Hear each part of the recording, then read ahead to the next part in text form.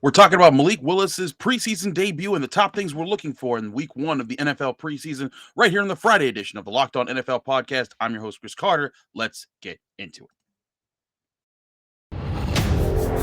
You are Locked On NFL, your daily NFL podcast. Part of the Locked On Podcast Network, your team every day.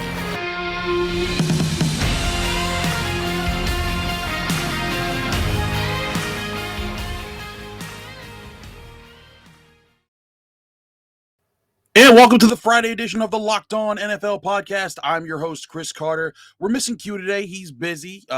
Training camp keeps us all pretty busy. I'm lucky that because the Steelers don't practice on this Friday, I get a day off, so I don't have to drive all the way out an hour away to St. Vincent Latrobe in Latrobe, Pennsylvania, which is not a fun drive all the time. So I get it with Q. He's busy with Raiders stuff. We're going to let him be busy, but we're still going to break things down for you on the Locked On NFL podcast.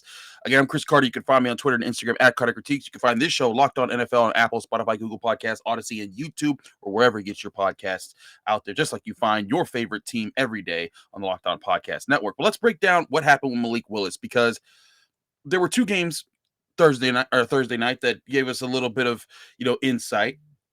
We had, the Giants taking on the Patriots, Bill Belichick play calling. And I was like, I don't care as much about that. I wanted to see Malik Willis because Malik Willis was at one point maybe considered the best quarterback in this draft class, the one with the highest ceiling. Everyone was talking about him. Then he found out in the third round, and everyone's like, oh, man, well, maybe he wasn't all that. But we first got our first glimpse at him. And I will say it wasn't the best, but it also wasn't terrible in my eyes, because this was about what I expected from Malik Willis when I watched his tape at Liberty in college. He finished 6 of 11 for 107 passing yards, also took 5 carries for 38 yards and a touchdown. His first 3 passes of the game, one was kind of behind the fullback. One should have been picked off for an interception return for a touchdown. The other was a throwaway. And then immediately I'm like, this isn't a great start. This is kind of looking pretty rough. But he started to get it together. And you show the flashes that why Malik Willis, people were cautious but optimistic or excited about his profile in the NFL. He uncorked a 48-yard bomb that was on point. He was able to throw some passes down the field. I liked some of the things that he did in this game. But the things that you're seeing from him are the things that you're going to see from a lot of rookie quarterbacks right now. He's not processing the field all the way. He has really like 1 or 2 reads right now, and he's just trying to be comfortable doing that while playing within an NFL offense. You saw he was a little quick to get out of the pocket, even on some instances when he had open guys around the field. That is going to be the biggest challenge for Malik Willis right now. Now, the good thing for Malik Willis is that there's no pressure on him to do it right now. Ryan Tannehill is the quarterback of the Tennessee Titans. They're gonna be relying on him to make the offense go. And even if Malik Willis did get called up, that's a running team with Derrick Henry. They're gonna try to work that out. But I will say this for Malik Willis. If you're a Titans fan or a person who wants to see him grow, the next thing that you're going to need to see from him soon is how he's going to be seeing the field, because it's obvious Malik Willis isn't dumb. He's a smart quarterback. We've heard him talk. He's a very bright individual, and he carries himself well. And I think that if he keeps at it and he stays with the right organization, I think that he will be able to develop into a fine NFL quarterback. But this often happens with athletic quarterbacks, is that sometimes they get too, I guess, reliant upon their athletic skills, and that being from Malik Willis. He does have a cannon of an arm, and he does have really awesome wheels. He can get up and get out. He did have a rushing touchdown where he did make a really good run, spun off of a blitz, and was able to fight his way into the end zone. That being said, you want your quarterback to be able to see the field. And that's one thing that, comparing to Lamar Jackson, who didn't play in this game, but, plays for the Ravens, who did win and also have won every preseason game dating back to 2016. Such a weird stat or fact there. It's not like, is that a good thing? Do we know? Who cares? But it is a weird thing. But Lamar Jackson, he's a guy that people give him problems because of his accuracy, this, that, and the third. Lamar Jackson does see the field. He just also knows that he can torch you with his legs. And that's where, if Malik Willis wants to get to that level, one, I don't think he has Lamar Jackson's wheels. But two, if he does get to the level of how Lamar processes the foot, I think it's going to make him a valuable starting quarterback and give the Tennessee Titans an edge someday whenever he's ready. It may come down the line. But here's the thing. I don't think that Malik Willis is as far behind as some were making it out to be in this NFL draft class.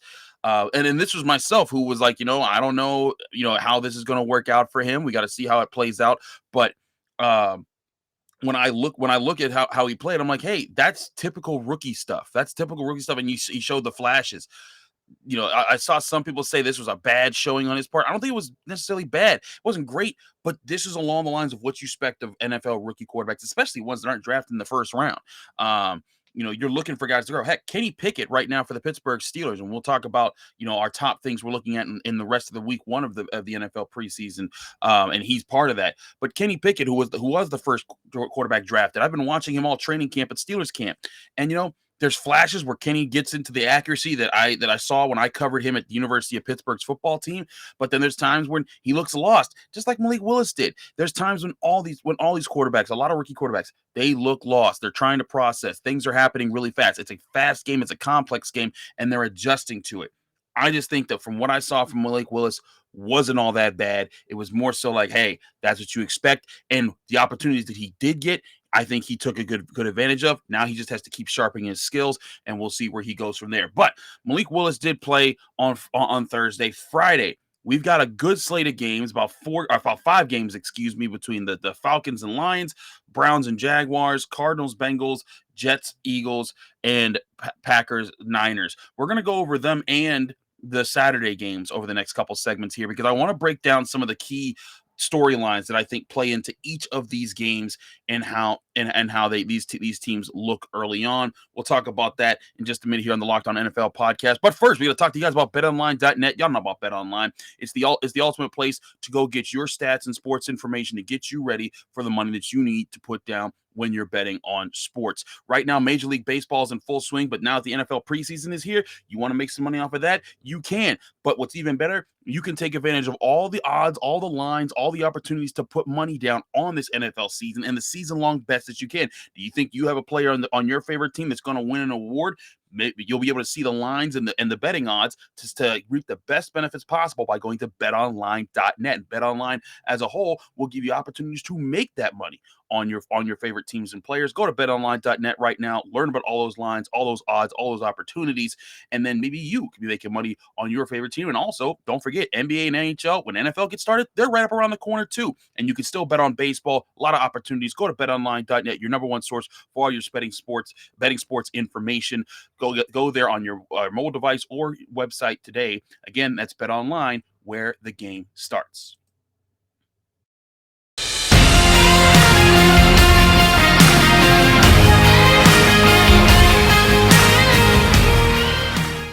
Back here on the Locked On NFL podcast. Your host, Chris Carter.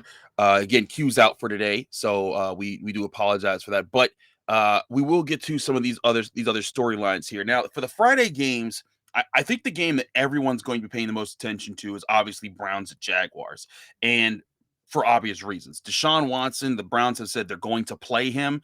I'm very intrigued to see how that plays out. We know the NFL is appealing the 6-game suspension suggestion by Judge Sue Robinson.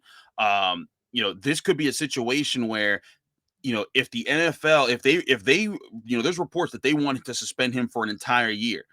If they do that after this game, this might be the only time we get to see Deshaun Watson in a Browns jersey. So that's something serious to consider. Like, hey, this is a glimpse here. But then there's also the case, the Browns, they've been defiant this whole time. They've backed Deshaun Watson the entire time. They've said he's innocent. They've also said he's remorseful. He says he's innocent. There's been a lot of different things that have gone on with that situation. And however you feel about Deshaun Watson, I'm a person, I think he should be suspended for much longer than he is. But however you feel about it, this is a major story. And we're going to get to see the first glimpse of what happens here. If Deshaun Watson lights it up, and the ratings go through the roof for that game, the NFL, they're about their money. And I've said a million times. We said it just last week. We said it like several times this offseason with me and Q. The NFL is not going to be about doing necessarily what's right. They're going to do what's the most beneficial financially for them. And it could be a thing where if this becomes a highly watched preseason game, I'd be intrigued to see how that plays out for the NFL, where they think like, man, when Deshaun Watson does play, it does bring in the money because everyone wants to see this. But again, the publicity that comes with it, I guarantee you, there's gonna be a million questions after that game Friday night about, oh, Deshaun, this, that, and the third, and there's gonna be the next thing that's gonna be said about on the Get Up and all the morning shows across all the networks. They're gonna be talking about Deshaun Watson just like we're talking about right now. So I think that's gonna be huge. But on the other side, Trevor Lawrence. He was the first overall pick last year. He was supposed to be the guy that's going to save the Jaguars franchise. They're in the middle of this reboot right now. This is his chance to kind of show up as well. So to me, that's going to be a major story for the rest for this preseason. And I think the biggest question is this going to be the only time we get to see Deshaun Watson? Does Nick Chubb get an opportunity? Do we get to see the full launching of this offense? And imagine if Deshaun Watson comes out, plays for a first quarter, has like 2 touchdown drives and looks awesome, and the Cleveland Browns look unstoppable, but then he's suspended for a year or however long that it's going to keep him away from the game. Imagine the storylines every week. If the Browns, they have to play Jacoby Brissett and they have a losing record and they're not doing well, and how every week it's just going to be, what would it be like if Deshaun Watson going to play? That's what I'm truly interested to see here. How good does this offense look in just a preseason game? And again, how you play in the preseason does not determine how you really look in the regular season. I'm not saying that it is, but I guarantee you, if they play well, everyone's going to be talking about this all season long if Deshaun Watson's suspension is expanded to a year. And I'm very intrigued to see how that will play out. One of my other major stories that I want to look at, and this is for a Saturday game, but it's a 1:00 Saturday game, and it's Justin Fields. Justin Fields last year did not have a good year with the Chicago Bears. And frankly, what quarterback has had a good year with the Chicago Bears in the past 40 years, 50, however long? I'm 33 years old. I ain't never seen it. Jay Cutler's been the closest that they got. But this is a chance for him to go up against the Kansas City Chiefs, not a vaunted defense, a defense that is very much kind of just the secondary to their offensive skills. So I'm intrigued to see how Justin Fields looks in another opportunity to play, to be able to show the world, hey, I'm not just this guy that was overdrafted by the Bears. I am worthy of this position. And how do they look in their new offense and what they're trying to put together? If Justin Fields can be a composed and accurate quarterback in just a quarter play or something there in the preseason, I think it'll make for an interesting talking point, because he was a first round quarterback who, as a person, I cover the Pittsburgh Steelers. There was wonderings of, would he fall far enough for the Steelers to get him when he came out in his draft class? Because the Steelers, before drafting Kenny Pickett, they were wondering, like, when are they going to make the move for their next quarterback? And they did it this year. But, last year, there was a clip of Mike Tomlin, going to Justin Fields' pro day at Ohio State and saying, hey, we all came here to see you, young man. I want to see you work out. So I think there is a bit of excitement. If you're in the city of Chicago, you are so excited. You want to be able to see Justin Fields go to work. And I think how he plays in this game will be something that gets talked about all week long. If he plays really poorly, if he plays really well, if he's just middle of the road, I guarantee you there will be people asking this question like, man, did the Bears miss again? And are they going to have to go redraft the guy soon? But again, first preseason game, guys getting the chance to play against someone else for the first time in a long time. I think that's going to be very interesting to see how that works out. Before we get, I got one more of my favorite things to look at this weekend before we switch to the next segment. We're going to continue other storylines here, but it's a very obvious one, and it's Baker Mayfield versus Sam Darnold. Now, the Carolina Panthers, Matt Rule. Y'all know he's, if you listen to this show regularly, you watch the show, my co-host that's normally here on Fridays, your boy Q, he's a big Matt Rule guy. But even he's admitted, like, man, Matt Rule's messing up. Matt Rule needs one of these quarterbacks to take the reins. Whether it's Sam Darnold, who they traded for last year, whether it's Baker Mayfield, who they traded for this year, somebody got to do something. And I think it's going to be very interesting to see who gets what reps, who plays, who gets to face down, who shows up in the bigger situations, and how it impacts this quarterback battle. I've had my money on Baker Mayfield to win this quarterback battle, but if y'all know me, y'all know I'm not the biggest Baker Mayfield guy. I'm just also really not a big Sam Darnold guy. I think that they're in a rough spot here, but how this plays out in the first preseason game, they get 2 more of these because remember the preseason is now 3 games, not 4 games in a year. When we see these guys play, I want to see how smooth does Baker look in this new offense that he was just thrusted into versus Sam Darnold, who's at least been there a year. I think that's going to be very interesting. If Baker Mayfield makes this competition look close already, as he's not had the advantage to kind of be there, and he was kind of in limbo with the Browns for so many months, I think that's a very bad sign for Sam Darnold. He needs to be able to say, hey, like, yeah, this is my offense. I know what's going on here. This is my team. I got the synergy. I got everything going for him. But so if he's like clearly the better quarterback than Baker Mayfield, it doesn't mean that he's won the competition in this first game. It just means, hey, he has that advantage of knowing the offense.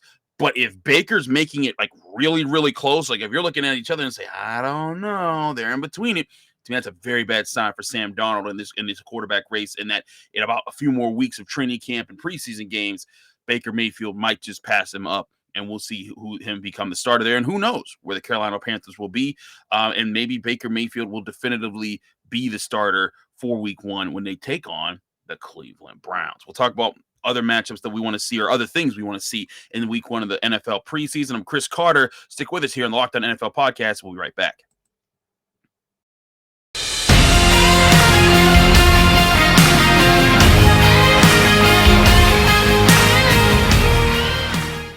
Back here in the Locked On NFL podcast, I'm Chris Carter, your host. Again, your boy Q is handling some training camp business for the Las Vegas Raiders. We're letting him deal with that situation there. But I got you guys carrying you out. I got 4 more factors in preseason games that I want to talk about to get you guys ready for the first week. Now, the first one is one that I'll be on hand at Acrisure Stadium. And if you don't know what that is, that's what is now being called Heinz Field is now being called. So have fun with that.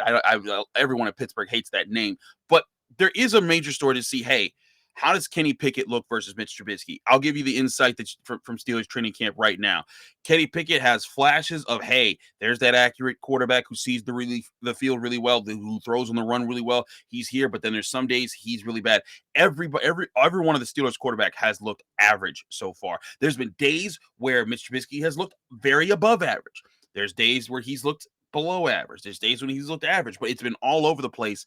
And that's kind of been the situation that the Steelers have been working through. Mason Rudolph, the quarterback they kept, who's been with the Steelers for the last 4 seasons, he's kind of been the steadiest at just staying average and not having his really, really bad days that we've seen out of both Kenny Pickett and Mitch Trubisky. But I will say Mitch Trubisky's good days have been coming more recently. As have Kenny Pickett's. Both of them have started to adjust to the Steelers' offense. But how they play against the Seattle Seahawks, Mike Tomlin did tell us that the Steelers are planning to use their first team for the first quarter, their second team for the second and third quarters, and their third team for the fourth quarter. Originally, it was Mitch Trubisky with the first team, Mason Rudolph with the second team, Kenny Pickett with the third. But the past week, Kenny Pickett's been running the second team primarily. I'm very interested to see, does he get to run much of the second team, or is that going to be purely Mason Rudolph, and how both of these guys look? Mason Rudolph is not the plan. He's kind of the quarterback that they're just holding on to, where, hey, if Mitch gets hurt or has a bad day and Kenny's hurt or have a bad day, we know we at least have you, who's been in this offense for the past 4 years, so you can figure that out. That's going to be interesting in my mind to see how that plays out, though. But let's look at one of the other teams that I think everyone is, kind of interested to see how it plays out in this Battle of Florida. You got the Dolphins playing the Tampa Bay Buccaneers. And the Dolphins, this is our first chance to see, what does this offense look like with Tua, Tyreek, and Waddle? Because that's something that, I've said, I've been on the record on this show, I'm not so sure it's going to work out. I don't believe in the Dolphins organization. I think that these guys are all talented, but I don't think they're going to be able to put it together. I think there's going to be too much discord, and I think there's going to be a lot of issues that come their way. But this still has the potential to be a really explosive offense. And that Tampa Bay Buccaneers roster, they're 2 years removed from a Super Bowl. So I do think they have the talent, and this is going to be really interesting. Now, we always have to see who plays in these games. Admittedly, I'm not up on these guys, everyone's training camp. I'm busy at Steelers training camp and doing other things here in Pittsburgh. So I don't get to see, how everything's going everywhere. But Tampa Bay's still a talented roster, and I want to see how the Dolphins work with this new offense. How much time do you get to see those top guys, playing in this preseason game?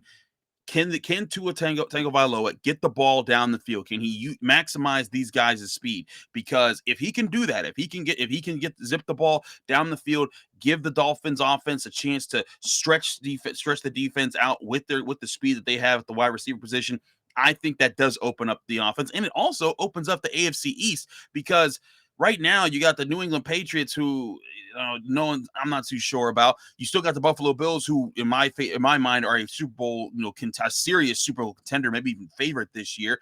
So I'm really intrigued to see how this plays out. The Jets, I get that the Jets have had a lot of really good draft picks, but are really interesting draft picks. But Mekhi Becton going down, not a good sign. I'm still not a big Zach Wilson guy, but we'll see how that plays out. But still, I look at this Miami team. There's a chance they could push for that wild card spot. They could. I don't think that they're winning the division over the Bills. I think this is the Bills division to run with. They've been loading up. They've been getting players. They added Von Miller. They're. I think they're going to be the team to beat in the AFC East, and maybe even all of the AFC. But Miami can make a push for that wild card spot out of that division, and I think what we see Saturday when they take the field, and it's Saturday night actually, I think that's going to be a major part of this equation, just to see, hey, like, let's get a glimpse and see how big play possible is this offense. Can this offense strike, with dynamite with the way that Tua Tagovailoa plays? And we've seen Tua; he's more of a smaller, mobile quarterback who can get the ball down the field. But there's been some of those passes that the Dolphins PR staff has shared on their Twitter account, and like they look cool in highlight form, but then when you look at them, you're like, that looks kind of like a duck. We'll get to see, are they ducks or are they bullets? We'll get to see what Tua Tagovailoa has in store. Another thing that I'm really interested to see is Michael Thomas. If you follow Locked On Saints with our boy Ross Jackson, he holds it down there all the time. That he's been tweeting out. If you follow him on Twitter, Ross is tweeting out, man, Michael Thomas just killing people. He's out here destroying cities. Like he's just running people over. He's running past them. He's not Mr. Slant. All those type of things. I'm really interested to see how he looks with Jameis Winston. The Saints, they're going to be going against the Houston Texans. Houston Texans are in complete disarray. Lovie Smith, they're going to be taking that over. It's going to be a rough season for the Houston Texans. But can the Saints come out on fire, show what they got, put some really good drives together, and make some big plays? If Michael Thomas is back to being the Michael Thomas that we remember him being with Drew Brees, when he used to be putting up those numbers and used to be a fantasy superstar, if he's able to do that with Jameis Winston, I think it really makes this NFC South very interesting, because you already got the Buccaneers. But if the Saints can be a competitive team, I like the Saints defense a lot, but if they can be a competitive team with the offense, we don't know what's happening with Alvin Kamara, that could make things very different in the NFC South. The Falcons, they're going to have a rough year. The Panthers, y'all know how I felt Matt Rule, and I said about that quarterback situation. We'll see who even wins that battle over there. But there's an interesting chance for the Saints here to make a move, but I think a lot of it depends on what do we see from this connection between Winston and Thomas in the big moments. My last thing I want to look at here, and there's other games that we could get to, but I think one of the biggest things that you want to see right now is Russell Wilson with this Denver Broncos. And we talked about all the divisions that look the most interesting. The AFC West is, of course, that top division this year that everyone's the most excited to see. You already know you got Patrick Mahomes and the Chiefs. You already know you got Justin Herbert and the Chargers, they've continued to load up. You're excited to see the Raiders play again this year after a rough season last year where they lost two of their most recent first-round draft picks to off-field issues that they caused themselves, and you lost your head coach. They still found a way to make the playoffs. They went and got Devontae Adams. You're excited to see all that. And I guess that is a big point, because Devontae Adams, is going to be going up against Minnesota with them after their Hall of Fame game. So that's another thing to be interested in. But I'm more interested in how Russell Wilson looks with Cortland Sutton and the offense that they've got there with Jerry Jeudy and everything they got going on with the Broncos. Because the AFC West is a division where you might see, 4 playoff teams, because there's 3 wild card teams now. You could legitimately see the entire AFC West make the playoffs. I don't think that will happen. But the Broncos are that team that I think that everyone looks at and says, okay, you're 4th in the pecking order right now, because we're just not sure how you're going to look. And the Broncos just haven't been that guy since, haven't been that team, since they won their Super Bowl run. So there's concern there. But Russell Wilson, he was their hope to fix that problem. And I want to see how Russell Wilson plays in a non-Pete Carroll environment. Can he make it work with the weapons that they have? I really like some of the guys that they have on their offense. They have Justin Simmons and a talented defense. They have Patrick Surtain. They have guys that I'm really intrigued to see how this roster comes together. If you follow Cody Rourke and Locked On Broncos, he's letting you know, hey, like this roster's talented. They're not going to be no suckers. I do think that the Broncos stand a good chance, but we got to see how this offense looked. Is there chemistry? Is there a flow? Is there a pattern that we can see with Russell Wilson building there?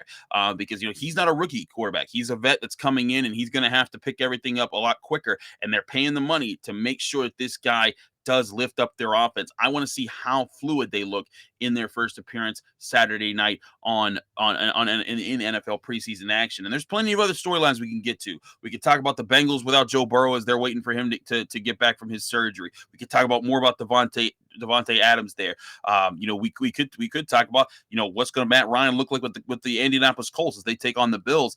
That's going to be interesting because Jonathan Taylor was a guy that was vying for an NFL MVP race in the offensive line that they have.